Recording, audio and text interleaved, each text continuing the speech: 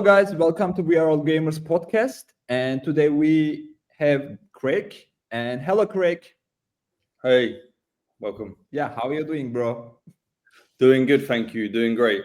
How are you doing? Yeah, I'm doing great too. And we are also having Jules. How are you, Jules? Hi everyone. Yeah, I'm doing fine, doing great as Yeah, always. you look like a little, burned out. Me? Never. Yeah. I'm grinding 24/7. I'm like so locked in, grinding every day. Yeah. I do burn out That's sometimes, but shit happens. It's Web3, we all do. yeah. I guess Craig, what especially about you you? guys because you're founders. Uh it's hard, I can say. Craig, what about you? When did you get Yeah. your last burnout? To be honest, I really enjoy what I do. So it's a lot of work. Yeah, don't get me wrong, but I get up in the morning. I start at probably 8 o'clock and I work till 12 o'clock every night, right? Of course, I stop for for food, right? But yeah, I love what I do. Some days are harder than others when you get problems, but generally, I don't mind it. To be fair, I like that kind of environment. But that's me. That's great. That's the thing keeps us alive, being Of course. focused. And yeah, Craig, can you give a small intro about yourself? Sure. Yeah, so I'm the founder of Battle Strike Games. So we're the studio behind RadiantArena. So we're building a multiplayer hero shooter. The team itself, we're sort of medium-sized team. We've got some of our founders come from Blizzard, Epic Games, Ubisoft. So we've got an experienced team. And yeah, we're on a mission to create great games that are bringing millions of gamers, Web2 gamers, and giving them the opportunity to plug into the Web3 space, right, to monetize their game. Pretty fantastic. When did you enter the blockchain space, and how long have you been developing the game? Yeah, so I entered the blockchain space in 2017. So just got introduced into the space by investing, trading, and I started making RadiantArena just over 2 years ago. So we started off with 2 or 3 of us on the team, and so we've sort of grown from here, really. Yeah, Nice. that's great. That's great. Did you like my intro, Jules? Yeah, sure. It's perfect. Okay. Jen, when have you started Eldarune? 2021, actually, for the blockchain integrations, but the campaign mode of Eldarune has been building since 2016, I believe. So wow. you're building what sort of game are you building? What is it? Yep. We are building 4 different games actually. One is MOBA. All the games are under the Eldarune brand, and games are interoperable. And we have one MOBA, one trading card game, one idle, and one campaign game. Yeah. Also, we have a staking game. It's for blockchain investors, and all the assets are interoperable each other. Yeah. Well, you must be busy. One's enough for me. Yeah. In addition to this, we are building an infrastructure called Digard, and this podcast is part of the Digard. And yeah, generally I forget to eat things. Yeah, I'm living with coffee. Yeah, I know the Same. feeling. Yeah. I cannot imagine how you guys doing it. I mean, I'm just a manager in the company and I'm burning out, and you guys founders, how you do that? How do you manage your time? Do you like making notes what to do? How you don't forget things? Yeah. So I wake up and I get a notepad every morning and I just write down exactly what's got to be done. That works for me. So I can try and tick things off as I go. Otherwise, it just gets too messy. So yeah, just try and keep well prepared, keep planned, and just keep a notepad on on the desk at all times. Really, that helps me. I do the same, Yeah. right? So I also have notes, right? So I'm writing what I have to do. And once, Yeah. it was like yesterday, I was checking my notes, what I should do. And one note was have a call with Germans. And I was like, what the fuck? What is that? What does it mean? I still didn't figure it out why I have it in my notes. Who writes your notes?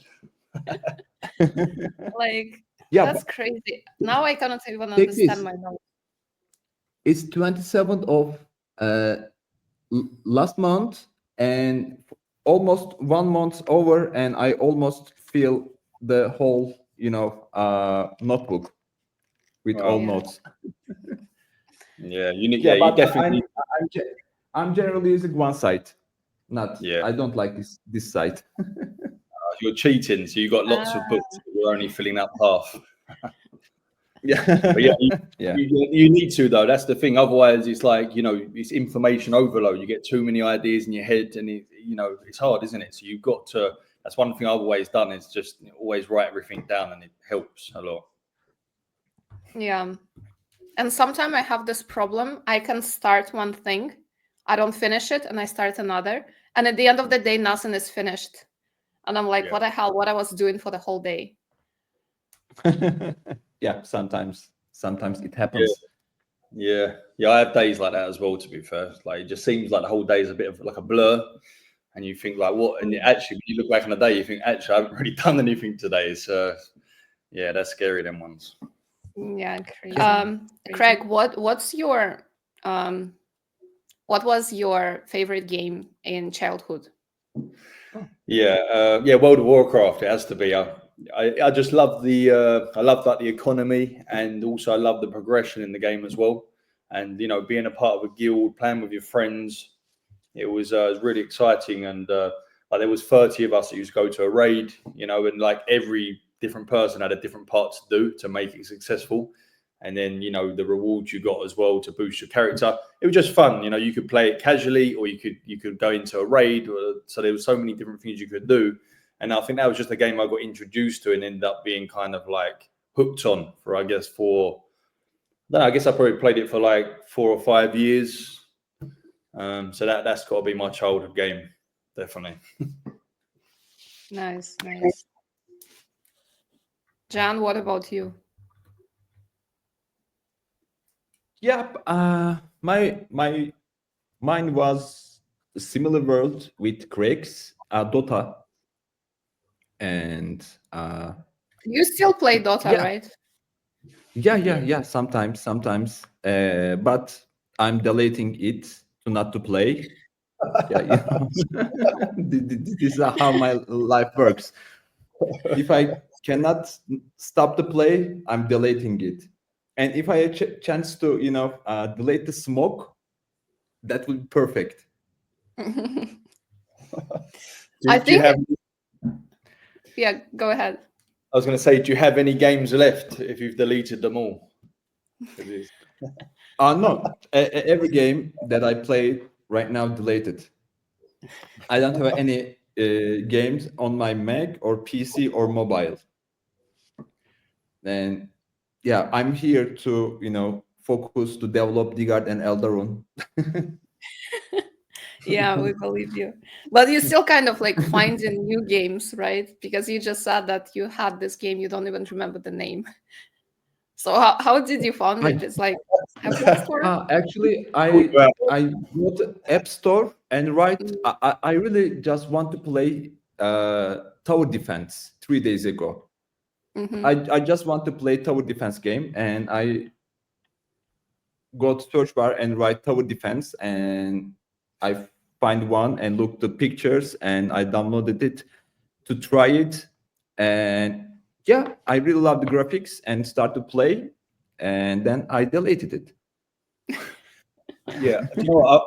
I think it's important to also play games, right? If you're building your own game, you need to know what's Mm, going on in the market, right? You need to, true. for me, when we was making the game, we done a lot of research, and we played lots because we wanted to know how different things worked. We wanted to, if we was going to implement something new before doing that, we'll go and make sure we can see how the others are doing it that are successful. So we played a lot, through building, but but now not so much.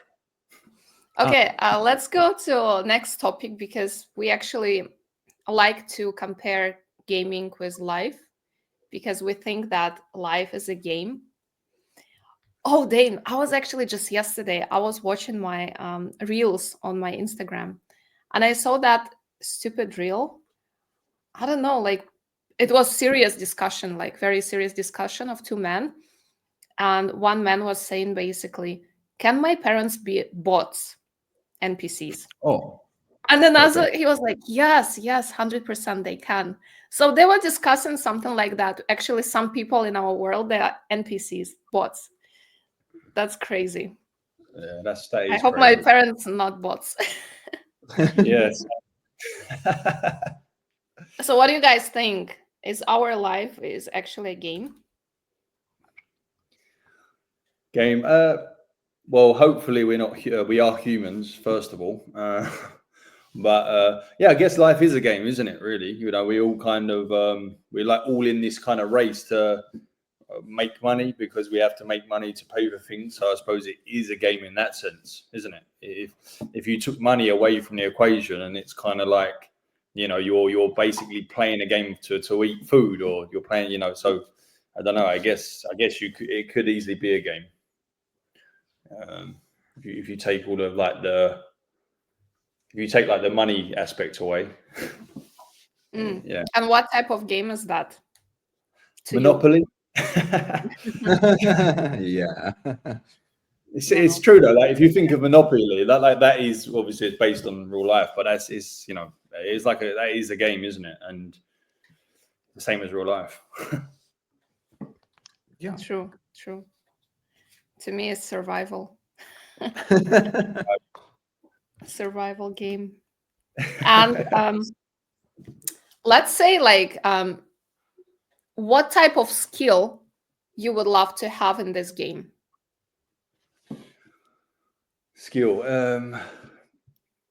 I guess like time is the most important if you really think about things, like time, right? Because we're only here for a limited amount of time. So like if you could get more time, then of course, because it's not just about money, it's about family, and it's about so if you got more time, then of course you can't buy time. So I would say time for me. Oh, it's like in that movie with Justin Timberlake, what they had to, like, they had a timer on their hand, right? You haven't seen that? I've seen it, yeah. Inception? No. No. They had a timer on their hand, and they were like running off time, but you can actually how Yeah. they were Yeah. earning. Oh, they were It's working and earning the time. Yeah, it's all Right. about time, and I think there was different like factions of like the lower class people and the upper class people, right? And there was these different parts you had to kind of get to. Is that right? I think it was that film, and they had like these timers on their wrists, and when the Yeah. time goes to zero, that's it. They're finished. Yeah, it's a good film. Yeah.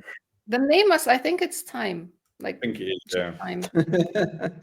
But yeah, it's interesting one for sure. it is interesting. It's like, yeah, I guess time goes fast, and like I don't know about you guys, but like for me, sometimes I lay in bed at night and I think to myself, like where is time going? And especially a project founder, I think well, in Web3, right? Yeah, that's the one. This one. But in Web3, you're always working, and yeah, I guess time goes so fast, and you forget about a lot of things as well. So that's why I don't know. It's very important time. Yeah. I like when you mentioned that in Web3 we are always working. Yeah. In your company, in RadiantArena, is everyone like working 24/7? Not everyone. I mean, we do have like freelancers as well. So we will give them a task, for example, and they would do it. But the core team, yeah. I mean, Tom, like who does a lot of the managing stuff, he's, I will speak to him at 12 o'clock at night, some nights, right? So like, or the coder, he lives in Turkey. He's like, he'll be working through the night, or it's just all round the clock, really. There's no really kind of, it's constant. It's strange, isn't it? How that is, but. And do you think, like, I was thinking actually yesterday, I was like, Web3 people are like so cool. They can adapt to things like very fast. They can adapt to changes very fast compared to like more corporate people, where they're like basically basically they have rules and they I forgot the word in English. I know, Follow, yeah, and they follow the rules. yeah, They're yeah. I like think not thinking out of box. And I think Web3 people are like the future of yeah. like efficient working. Yeah, I think with that, I think the space evolves so fast, and that's why. Because it's like I think the people working in the space, they have to be like that, because if they're not, they get left behind within 2 weeks. Something changes, and you have to go with the flow. And I think the Web3 space is probably 10 times faster than corporate life, as you say. But it's Yeah, strange that, but exactly. I think with Web3, I think because it's kind of like it's decentralized, and what it does is it brings every country together in one, and that's why it becomes like a 24/7 thing, and that's why as well it changes a lot faster. Where corporates probably, corporates maybe in one country, or I'm talking about more not the biggest ones, of Mhm. course, but they might be in one country and they work from like 9 till 5, and that's it. So that's the difference, I think. And what do you Totally think like agree. when Web2 people come to Web3 space and like being hired by Web3 company, what those people should do, like follow the same basically rules as in corporate, or adapt to Web3 people and change their mindset? Yeah, they need to change, definitely. I know. Yeah, I think so, because and they need to change, and that's one thing. Like you was mentioning earlier, you was dealing with Web2 people. I also find the same. It's frustrating because they think they can do something in the space, but it's completely different, and that's where it becomes problematic. So if you're getting into the web, first of all, you need to be a listener, right? You're not someone that knows things, or you're basically starting from the bottom. But of course, these people have been working in, for example, marketing for 10 years, so they think they know everything about marketing. But in fact, marketing in Web2 is completely different to marketing in Web3. So because of that, they have to start again. And I think because maybe their ego, they don't want to start again. And that's where I think it's hard. I want to ask something with marketing. I think in the Web3 side, and when we compare Web2 and Web3, the goal is the same, and Web3 marketing can be applied into Web2 sites, and we can get really, good results with the community building. Because only big brands have loyalty programs or ambassador programs. But when we look on the Web3 side, every project's trying to build their loyalty and community building programs and ambassador programs. So it could be implemented into Web2 side, and we can get really good results, I believe. But I hope I couldn't find a time to implement this into Web2 space. I hope I will be stay in Web3 space all my life. Yeah, but actually, like let's say if you quit Web3, I think you cannot go to Web2 anymore. No, no, no. No, I think Web3 is the future, right? So you can't go. You can't go back. It must be. Yeah, I think it is, because, like, the thing is, it opens you up once again. It's like you're instead of like being tied to one group of people, you're now, it's like the internet, but on steroids, I guess, because you've got you connected to everyone in the world, but in a way where everything can be transparent, kind of thing. So it gives the internet plus transparency with the blockchain. So that's it's like that's why it's so powerful, I guess. And how do you stay like, because in games we're like grinding, and in life we're also grinding our way to success. How do you stay motivated during your grinds? I mean, for me, it's I guess where where it's kind of my my own thing, and I'm kind of like it's like my destiny, I guess, right? So that's why I stay motivated, and for me, I've got a vision of like kind of like always doing something, like taking something to the top, or getting crazy numbers in, something like that. So when I set them goals, that kind of motivates me. Like for me, I want to make this game to compete with Valorant, for example. Some people may laugh, but that's just my mindset. That's how I think. So because of that, that's what keeps me going. Because when I do things, I do them to the best, and I always want to reach the very top. So that's what keeps me going, really. That's perfect. That's perfect. Yeah. Interesting. I'm also trying to find my motivation. So you guys tell me what it should be. I think you need to focus yourself, Jules. You need to focus on yourself. Right. First, you need to find your, actually, it's not motivation, I believe. It's discipline. Just sometimes, I believe Craig also feels the same thing. You out of the motivation, and yeah, but discipline, keeps to push you, and your motivation coming back again. Yeah, I think also you got to, like, for example, do you like love what you're doing? Like, do you really enjoy what you're doing? That's a good question. Yeah. That's true. That's true. That's what you got to ask yourself as well. Because for me, I've always felt like when my heart's, there's a good saying, if your heart's involved, then you do something to the fullest. If your heart's in it, right, your heart has to be involved. 100%. Yeah. Yeah. And let's talk more about RadiantArena. What are you guys building? I know it's a shooter. So what are the plans, guys? And I know it's pre-sale right now going. Yeah, so the game, so best way to describe it is, it's like a, battle royale is the base. So like, for example, Valorant, and then we add in, ability combinations with vertical movement and destructible environment. So that's RadiantArena in a nutshell. So yeah, we wanted the game to be familiar. So we wanted, because we're targeting millions of Web2 players, so they can jump into the game, they can go, okay, I understand the game already, I can play it. But we wanted to also, we thought it was very important to have like hooks in the game.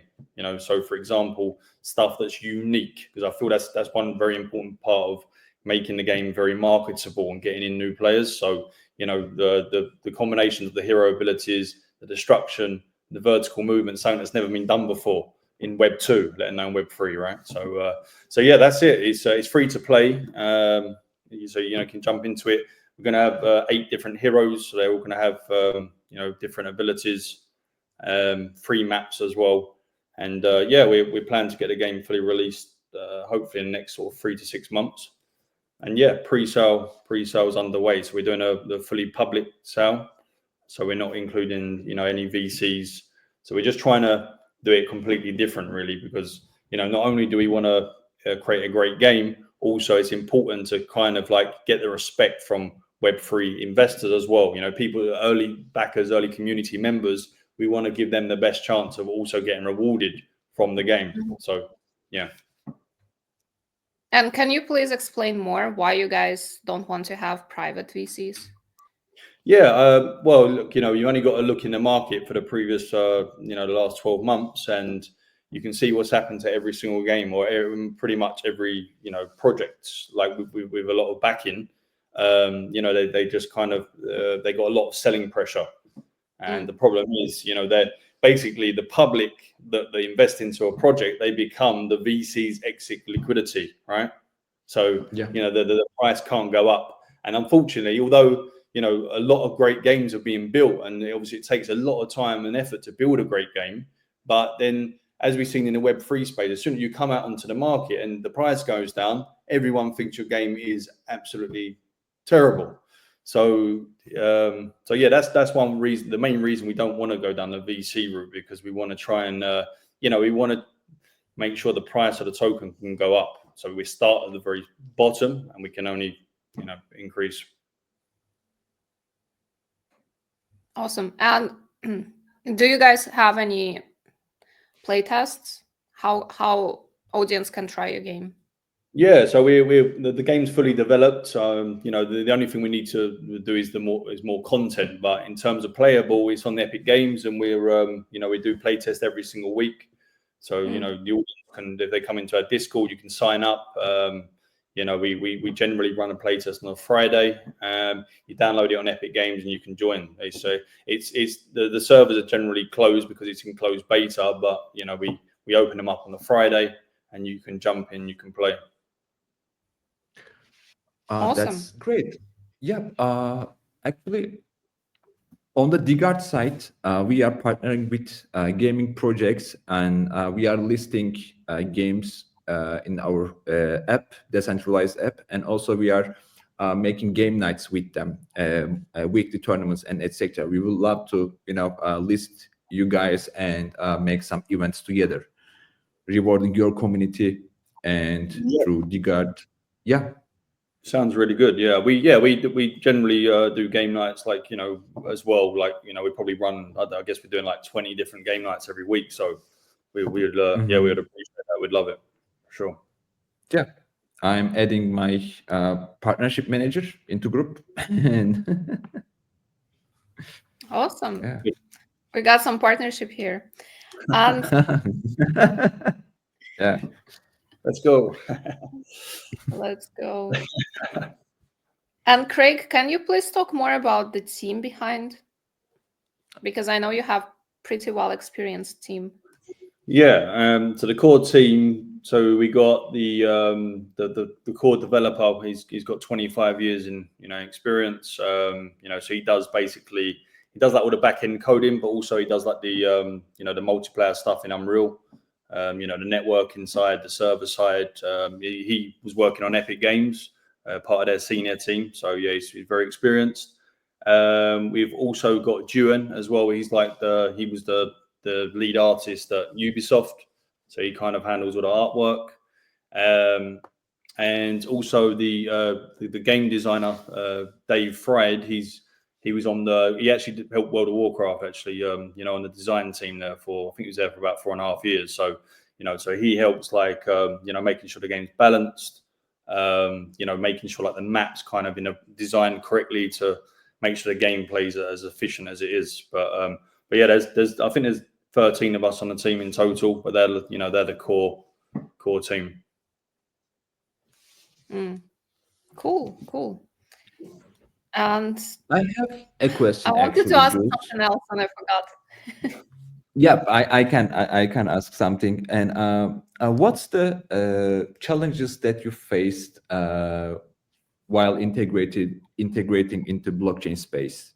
And the game development is really hard and complex, and blockchain also complex. And how you guys achieve this, and what challenges that you guys faced? Yeah. So we want to. First of all, we want to keep both the Web2 and Web3 parts separate. So how it works is the game itself is going to be like in a like a Web2 economy. So basically, the game will be off chain, and then only if players want to go on chain they can mint out their assets, right? So we thought that was very important because we're going to, once the game's fully developed, with our target will be Web2. We'll be going after the Web2 space. So in terms of the game itself, yeah, developing the multiplayer side was, tricky. Just getting the server optimized. So, of course, having 15 players in one map doing so many different things, that was definitely tricky. And also the destruction, having destructible environments, because of course it's on a server. You can imagine lots of parts breaking, that all has to be on the server side. And that was also very, very tricky. That was probably our hardest thing to do. I think we spent about 6 months getting that right. But in terms of the blockchain, we haven't actually connected up the blockchain as of yet. But as I say, it will be completely separate. So we've been fully focused on making the game first and foremost. So yeah, that was a task in itself. Okay. You Yeah, thank you so much.